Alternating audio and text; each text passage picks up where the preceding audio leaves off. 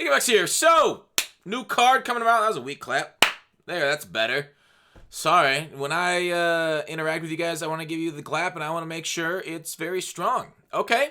So, we got a tackle on its way tomorrow. Now, it's not anything too cool. It's not going to make me go out and run through the wall like the Kool-Aid man. It's not going to make me want to tackle you, bring you down, and tickle you and just have a good old time because it's an offensive lineman in Madden. How much do they matter? Now, I'm talking about current gen. I'm playing next gen right now, but I'm kind of going through some stuff, right? And so we'll not analyze next gen stats at all for these things. But the interesting thing, and the thing that I care way more about, right? Costanzo's calling it a career. That's cool. Cool on him. He had a good career. 10 seasons in the NFL. Very nice. Hopefully he's looking forward to the next part of his life. But CB, positions that actually matter, right? Cornerback in Madden. What's coming? There's about 3 shots at it, and we'll take a look at those 3 right now. Stats, you can look at them. They're cool, I guess, but I kind of want to look at it. I'll get back to the store in a second and what I want to talk about that. While I'm navigating, actually, let's take a look at the ad. Rock Bottom Coins is the #1 place to get your Madden 21 coins. If you make coins for my videos, sell them to Rock Bottom. If you're buying, use my code GUTBOX for 15% off. Okay, so we're here. We're up in this, and it's going to be probably, right, if we look through like Core Elite style players, actually we'll go to Program Core Elite, filter, and then go by team, who the teams that we think that don't have cards right now, limited time cards, that have cornerbacks that are Core Elite. So, ones that don't really have upgrades, Casey Hayward is a solid shot, man-to-man corner, of getting a card. A lot of people thinking of him for a card upgrade, like basically the thoughts, right? Not necessarily guaranteed, but Casey Hayward's one of them. What's King's highest card? Now that I think about it, name King. So this is like King. He's got a power up. Could be Desmond King, I guess. That's a shot. Otherwise, the Dolphins don't have a card. Like I'm looking for cards with power ups that have like core elite. So basically, how I'm going down. Xavier Howard, Byron Jones are solid bets because the Dolphins need cards too. So it could be a few different ones. And what we really want to look at now here is power-ups, right? Power-ups and how much they went up. Byron Jones, 5.5. Xavier Howard, 7.4. We do that same thing where we take a look at the Chargers, who also don't have one of these cards. Yeah, where's our Casey Hayward? 5K for him too. So they have gone up slightly on a hype, and it's generally a decent idea to sell on hype. I see some people are 59, so a lot of people are getting rid of their stock right now as people are thinking it's dumb. Some people are severely undercutting. Generally not the best thing to do, but that's kind of what we're looking like for cards coming on the morrow because Dolphins, Chargers both don't have cards. I think, is there another team that doesn't have cards? I don't recall off the top of my head. But that's what kind of like the internet is thinking right now. And I want to talk about not only that, but I want to talk about, we're kind of staring down, right? We're looking at the river, and there's a big old croc coming our way. Series 4, it's happening, dudes. The packs are being counted down. They're all going to be replaced, taken down, given better odds. We can look at the odds now to compare what they're going to look like in a couple days. 4.3% on that 88 plus for the gold. What about the Get-A player? That's 5.4%. We'll check back on this on Friday, of course. I'll be streaming. Maybe I'll use this video as a thing to look back on. 6.9 for 92. Team of the Week, I probably won't look at that. That's the Clutch Weekly Fantasy Pack. Don't really care. Clutch Team of the Week. All-Pro Fantasy Bundle. We got a 92 overall at a 4.3% chance. So, look to them increase and decrease cards. We talked about Series 4 enough yesterday, so I'm not going to talk about it too much today. I'm going to kind of move on. I don't know when we're getting playoff content, right? They said something about getting players on from teams that win. Maybe that's tomorrow. Maybe that's Friday. Friday would be just content overload if they also give us playoff content Friday. That'd be kind of wild. I really hope it does come tomorrow, too, for round 2. Of course, losing my team, Steelers, in the first round is a great national tragedy, and we're all sad about it. But 95 overall, maybe might be okay to stock up on some cards as we anticipate more 95s coming. But they might be 96s. They might have a whole new set, so it's always risky. to do something like that, because you never know what may be on its way, because they do seem to change things from time to time. So, we've done enough prep. I've done another video on Series 4. I don't have to repeat myself there. I do want to talk about, though, after going over kind of the news of the day and some things that are coming, EA losing their exclusivity for Star Wars. Now, this is something that we've talked about EA, you know, that whole thing over the summer, NFL drop EA, which was horrible because it came too late. That should have been done in the springtime when they were still signing the charter for exclusivity. It's too bad it came late, but, next time we'll be ready, right? It's 4 years away. They signed like a 5-year extension, so 4 years we're waiting on them before the protest has got to happen again. And so this is really cool.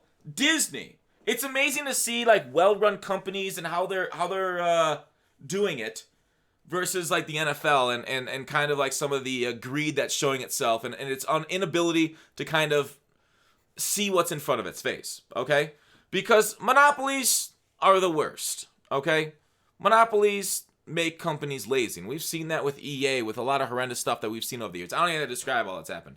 But we saw what happened with Disney. They saw EA put out, we basically lost a decade of Star Wars games because of this 10-year contract, right? Fallen Order, that was trash.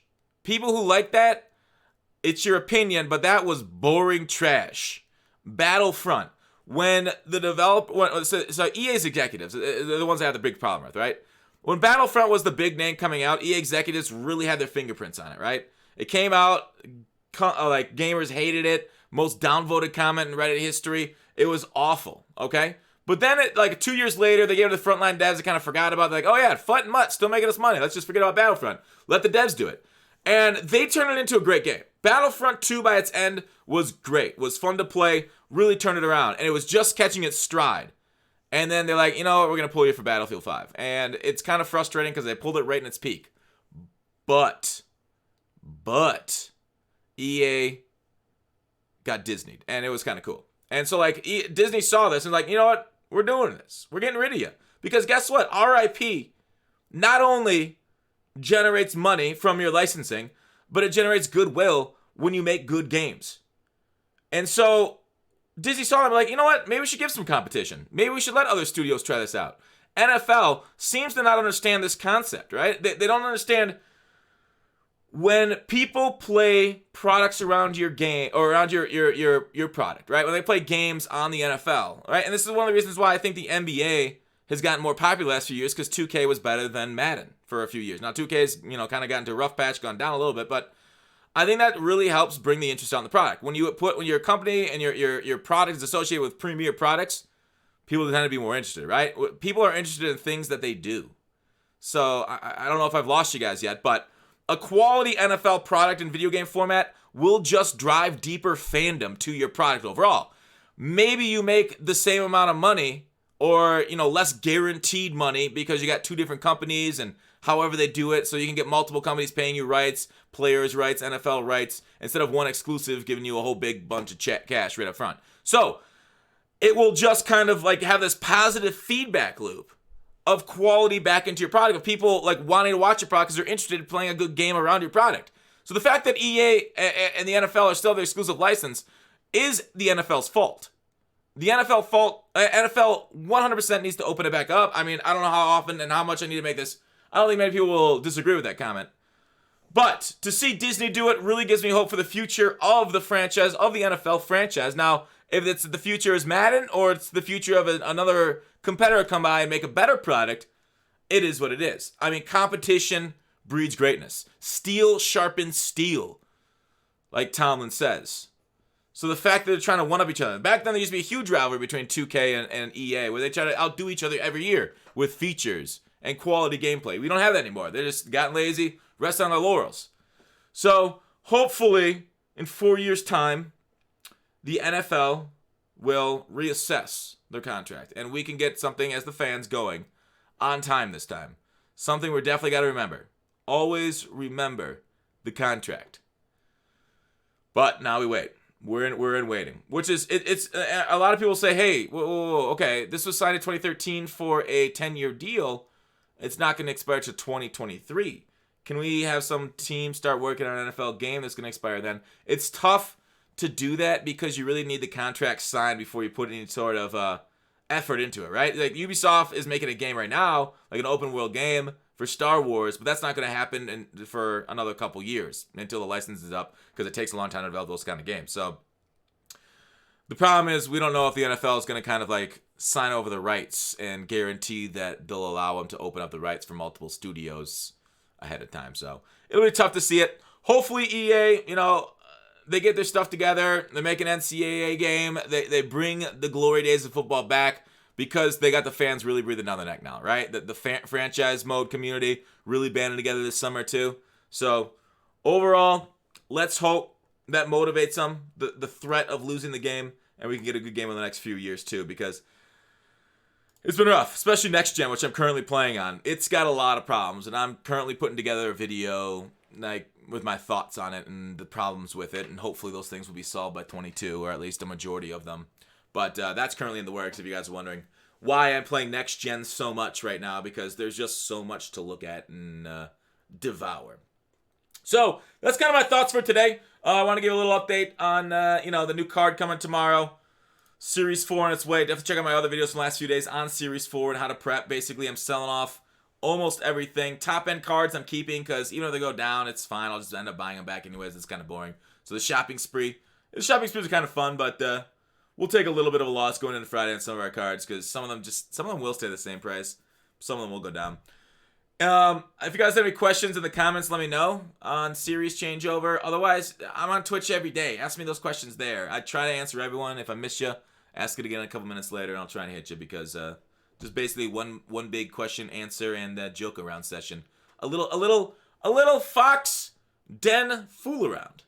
But anyways, take it easy.